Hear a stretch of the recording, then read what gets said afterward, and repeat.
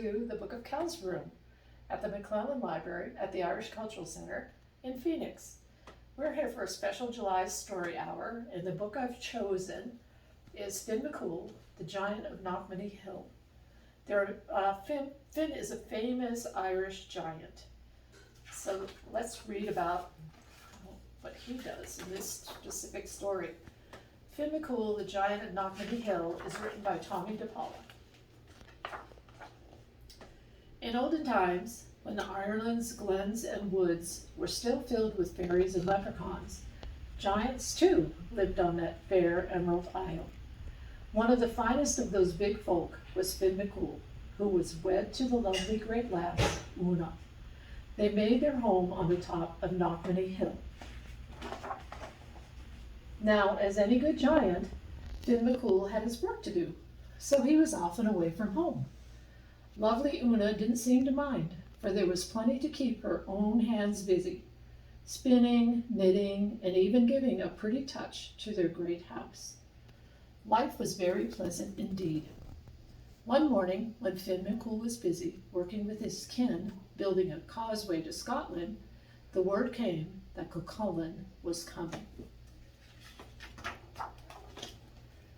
Cuchulainn was a giant too, and without a doubt, the strongest in that part of the world. When he walked, the very earth trembled, and with one blow of his fist, he had flattened a thunderbolt, so it looked like a pancake. He was so proud of that feat that he kept the thunderbolt in his pocket to show all just how strong he was. Every giant in Ireland had been given a good beating by Cuchulainn. Every giant, that is, except Finn McCool.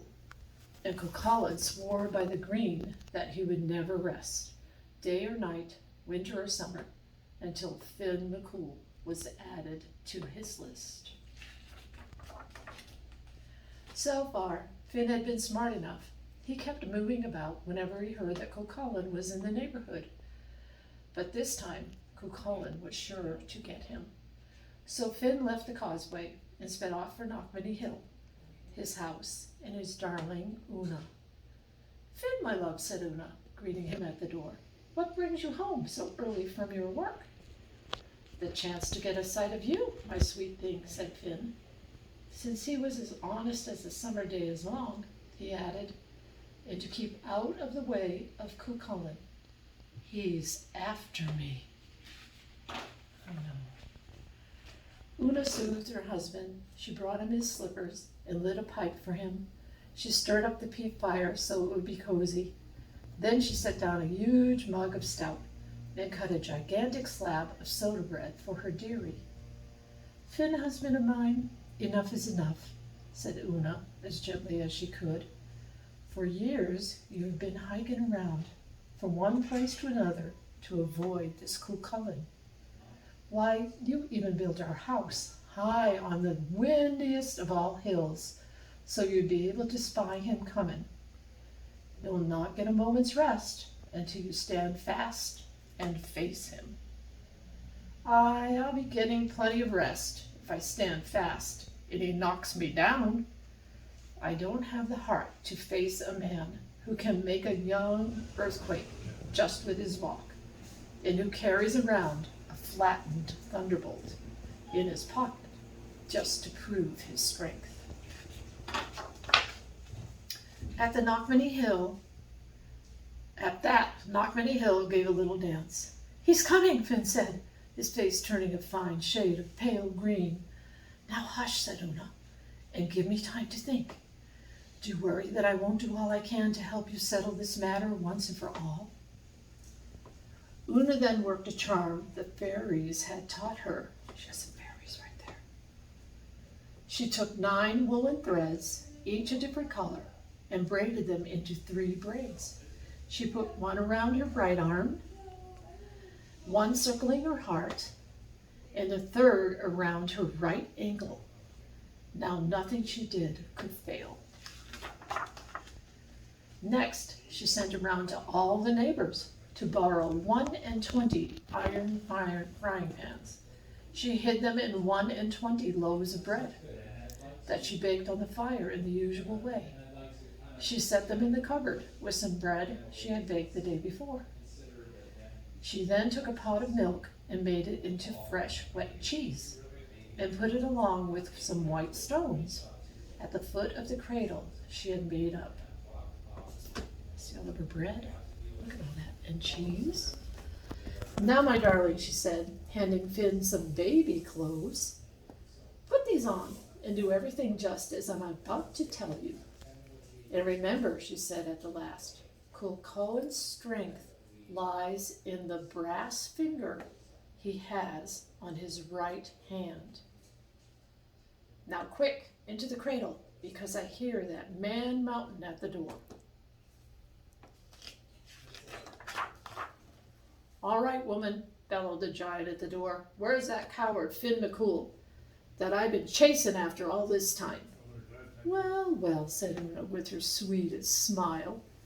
Now isn't that a shame? Finn was off working on the causeway when some important family affair called him away.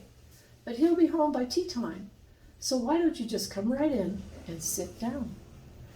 Poor Finn trembled in the cradle. See this, Cuchulainn said, pulling what looked like a pancake out of his pocket. This was a thunderbolt until I caught it and flattened it. And that's what I'm going to do to Finn McCool too. Tis, tis, said Una. That may not be as easy as you think. Finn McCool's a big broth of a man. Why, take a look at our little baby. And you might be getting an idea of the strength and breadth of Finn himself. Look at that little baby. Cuchulainn peeked in the cradle. Chirp, said the huge baby, looking back at him. My, said Cuchulainn, what a big boy. While you're waiting, why not have a bite to eat, said Una. She put some loaves of bread on the table, along with a can or two of butter and a pile of cabbages. So let's start. Cuchulainn, who was as much a glutton as he was a bully, plopped a loaf into his mouth and took a huge bite, right down on one of the frying pans. Clang!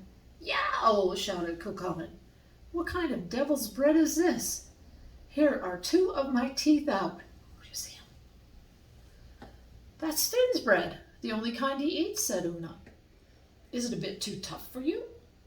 Too tough for me, shouted Cuchulainn. I should say not. Just give me another. Cuchulainn chopped into another loaf and into another frying pan. I'll not have a tooth left in my head, woman.